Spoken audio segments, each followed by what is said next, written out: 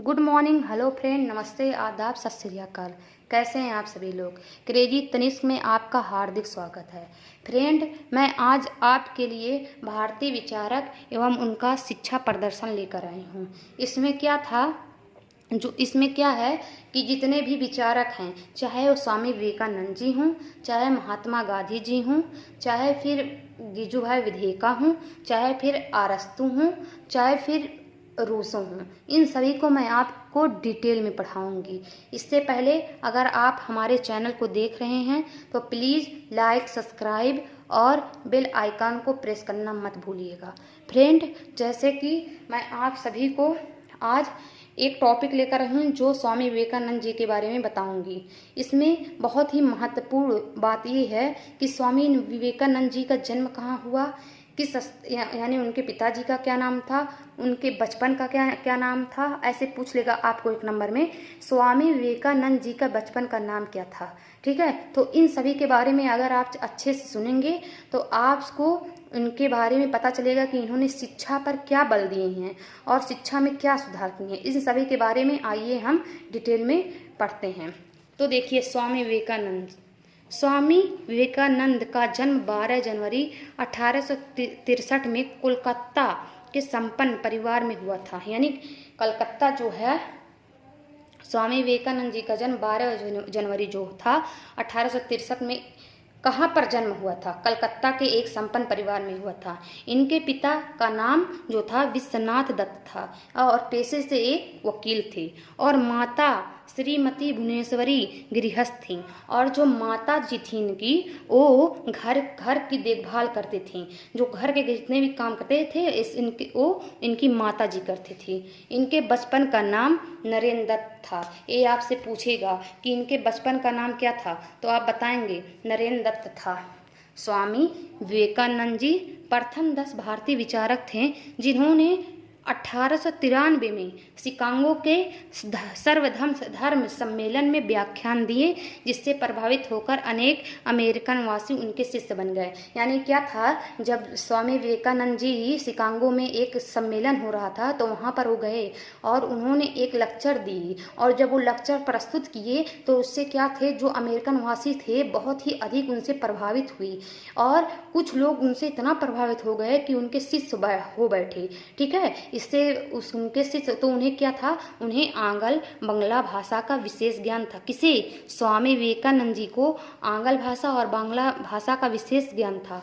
स्नातक की शिक्षा पूर्ण करने के बाद वह दक्षिणेश्वर में गुरु रामकृष्ण परमहंस के शिष्य बन गए। पूछेगा किसके, यानी स्वामी विवेकानंद जी के गुरु का नाम क्या था, तो आप बताएंगे उनके गुरु का नाम क्या था, रामकृष्ण परमहंस के शिष्य कौन बने थे, स्वामी विवेकानंद जी। तथा गुरु के मृत्यु के पश्चात जन शिक्षा के लिए सन 1886 में रामकृष्ण मिशन की स्थापना की और शिक्षा के प्रचार प्रसार के लिए यूरोप, इंग्लैंड, पेरिस, शिकागो इत्यादि जगहों का भ्रमण किए। यानी जब इनके जो गुरु थे, कौन गुरु थे, रामकृष्ण परमहंस, तो इन्होंने अपने गुरु की, जब इनकी गुरु की मृत्यु हो गई तो इन्होंने अपने गुरु की जो है रामकृष्ण परमहंस की शिक्षा के प्रचार प्रसार खूब किए, और इन्होंने यूरोप गए शिक्षा के प्रसार के लिए और प्रचार के लिए, इंग्लैंड गए, पेरिस में गए, शिकागो में गए,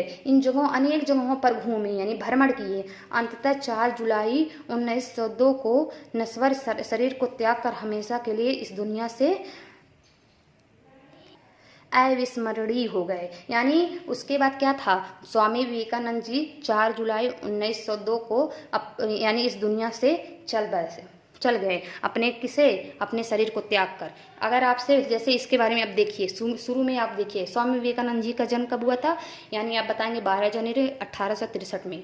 कहाँ पर हुआ था, कोलकाता में हुआ था। उनके पिता का क्या नाम था, विश्वनाथ दत्त था। उनकी माता का क्या नाम था, भुवनेश्वरी देवी था। उनके पिता क्या थे, वकील थे। माता क्या थी, गृहस्थ थी, यानी घर के देखभाल कर रहे थे। इनके बचपन का क्या नाम था, आप बताएंगे नरेंद्र दत्त था। इन्होंने कहाँ पर सम्मेलन किया, तो आप बताएंगे शिकागो में सम्मेलन किया। इनको किस भाषा का अधिक ज्ञान था, अच्छे से पकड़ थी किस भाषा में, तो आप बताएंगे आगर और बांग्ला भाषा में। उसके बाद पूछेगा इनके गुरु का क्या नाम था, तो आप बताएंगे गुरु का नाम रामकृष्ण परमहंस था।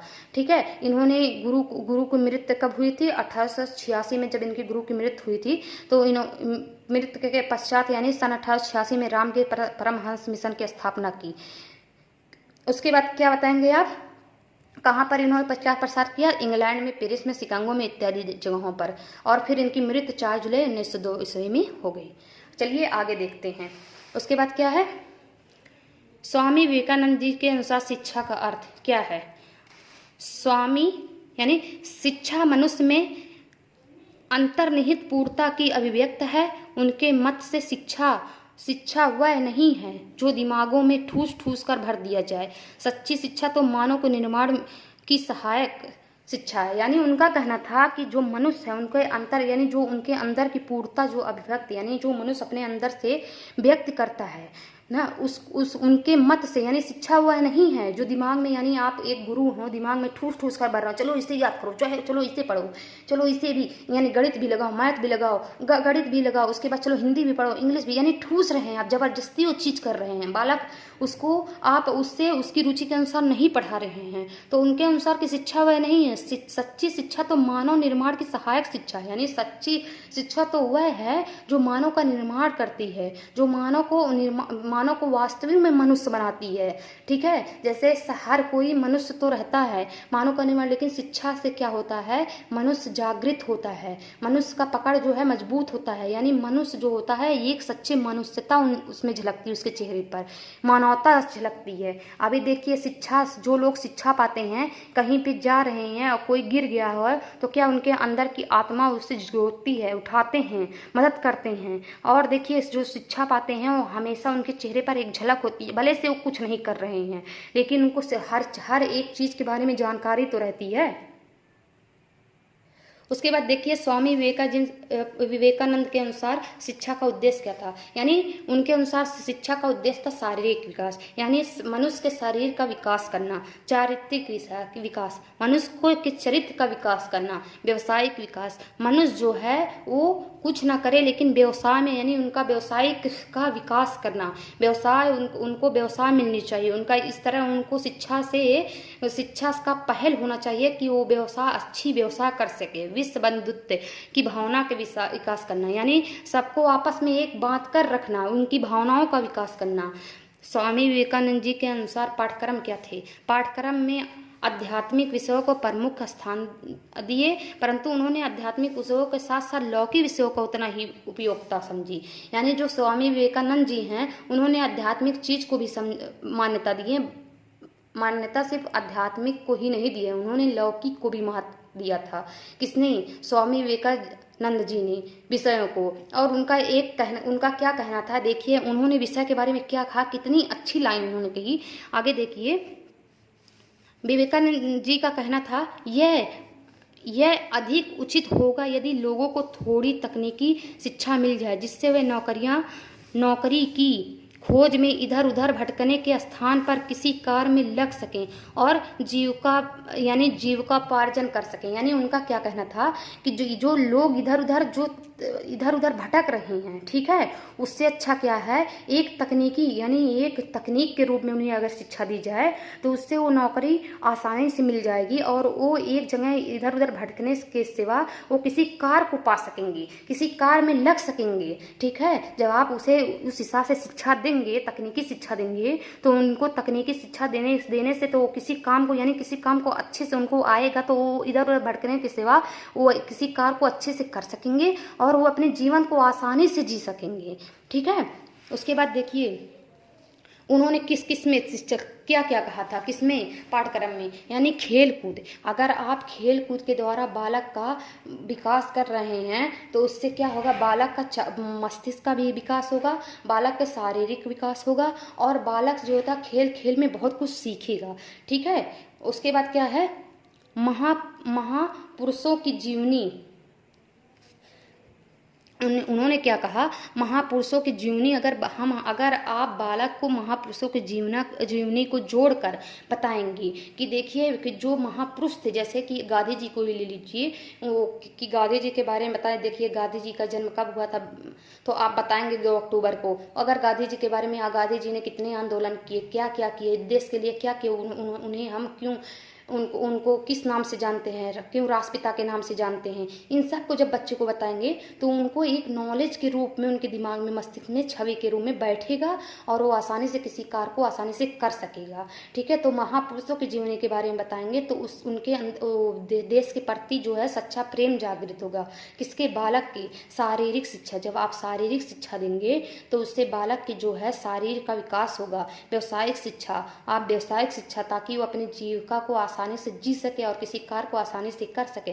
पाश्चात्य ज्ञान व मातृभाषा, अगर पाश्चात्य ज्ञान जो है यानी आप जो है अंग्रेजी की शिक्षा पे भी बल दीजिए और उसकी मातृभाषा यानी जो अपने यानी जहाँ माता पिता से जो शिक्षा पा रहा है, जब बालक जो होता है वो जिस स्थान पर रहकर उसका जन्म होता है, तो वो जो माता पिता से जो शिक्षा पाता है और जो बोली उसकी होती है वो मातृभाषा ही बोली होती है। उसी को लेकर जब स्कूल में जाता है तो उसका वो जो टीचर यानी अध्यापक होते हैं उसका सृजन करते हैं, तो एक भाषा के रूप में उभर के आता है। ठीक है, तो स्कूल की जो लैंग्वेज होता है वो बालक सीख जाता है। तो उससे क्या है, यानी आप उस इंग्लिश की यानी अंग्रेजी शिक्षा भी दीजिए और उसकी मातृभाषा से जोड़कर शिक्षा दीजिए, जिससे बालक जो है आसानी से सीख सकेगा। उसके बाद क्या है, स्वामी विवेकानंद जी के अनुसार शिक्षण विधियाँ, यानी वाद विवाद विधि, यानी जब आप 2 लोगों को आपस में यानी एक बालक है दूसरे बालक को आमने सामने किसी पोयम को या किसी कविता को कहेंगे और एक दूसरे से वाद विवाद कराएंगे, यानी आपस में बातचीत करवाएंगे, तो उससे क्या होगा, बालक को जो पढ़ने का लेवल होगा वो काफ़ी अच्छा होगा और वो आसानी से सीखेगा। ठीक है, और उसमें जो कमियाँ रहेगी उसे आप सुधार के रूप में भी इसे वाद विवाद विधि द्वारा दूर कर सकते हैं। तर्क विधि, यानी जो तर्क देंगे किसी कहानी के रूप में, आप उसे, अगर आप किसी कहानी को पढ़ा रहे हैं उसके बाद उस कहानी को पूरा पढ़ा लीजिए, उसके बाद सबसे पूछिए कि आपका तर्क क्या है। आप बालक जरूर कुछ बताएगा, दूसरा बालक कुछ और बताएगा, जिससे उसके मस्तिष्क का विकास होगा। व्यक्तिगत निर्देशन विधि, यानी आप बालक को व्यक्तिगत पढ़ाइए, यानी एक समूह में रहकर पढ़ाइए, शिक्षा दीजिए, जिससे बालक को सामाजिक विकास हो सके, बालक के जो भावनाएं उनका विकास हो सके। उसके बाद क्या है, परामर्श विधि, आप सलाह के रूप में अगर बालक को किसी चीज़ को अगर परामर्श दे रहे हैं, यानी बालक को अगर कुछ नहीं आ रहा है और बालक अगर किसी अच्छे काम को छोड़कर किसी गलत रास्ते पर जा रहा है, तो आप उसे सिखाते हैं कि नहीं ये चीज़ गलत है, तुम पढ़ने, जैसे कोई बच्चा है पढ़ने में बहुत अच्छा था, फिर इस समय कुछ कमज़ोर हो जा रहा है धीरे धीरे, तो आप कहते हैं कि पहले देखो तुम पढ़ने में कितने अच्छे थे और अब देखो तुम पढ़ने में कैसे हो जा रहे हो, कोई कमी है तुम्हें किसी चीज़ की, या परिवार की जो आर्थिक व्यवस्था है या उससे कुछ कमी है, कोई चीज़ ऐसा है तो बताओ हमको, हम उसके लिए कुछ करें। तो यह परामर्श आप दे रहे हैं बालक को। स्त्री शिक्षा पर भी बल दिए थे इन्होंने, स्त्री शिक्षा पे बल दिया था कि स्त्रियों को पढ़ना चाहिए, उनको देश में यानी देश में जो है स्त्री को, यानी स्त्री जो है समाज में बराबर की हकदार हैं, वो पुरुष के बराबर हैं। अगर उनको भी शिक्षा दी जाए तो भी जो पुरुष कर रहे हैं वो स्त्री भी उस कार्य को आसानी से कर सकती हैं। इन्होंने शिक्षा पर अधिक बल दिया था स्त्री के मामले में। और आज देखिए हमारे देश में स्त्री कोई ऐसा कार्य नहीं है जिस कार्य को आसानी से कर ले नहीं रही हैं। आज चाहे वो राष्ट्रपति की बात हो, चाहे सैनिक में या किसी के बारे में, देखिए कितनी अच्छे से देख रही हैं और इस देश को चला भी रही हैं। तो हमने आपको पूरा यानी विवेकानंद जी के बारे में बताया है कि उनका जन्म कहाँ हुआ था,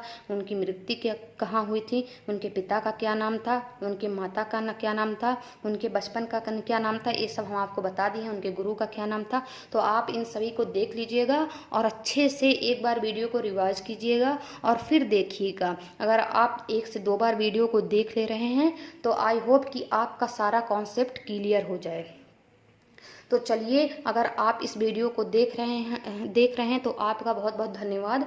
और प्लीज़ लाइक सब्सक्राइब करना मत भूलिए और प्लीज़ शेयर करना मत भूलिए। अगर आप हमारे लिए कुछ कर रहे हैं तो हमें उस बात पे आपके लिए नहीं, आप हमारा एक परिवार हैं, आप हमारे परिवार के हिसाब से हैं। अगर आप हमारे परिवार, यानी परिवार में क्या है, कोई चीज़ एक दूसरे का, परिवार में एक दूसरे का साथ दिया जाता है। अगर हमसे कोई गलती हो रही तो आप उस गलती को हमारी सुधारने के लिए कमेंट में लिखिए, ताकि हम उसे और बेहतर से सुधार कर आपके समक्ष एक और अच्छा टॉपिक लेकर आएँ।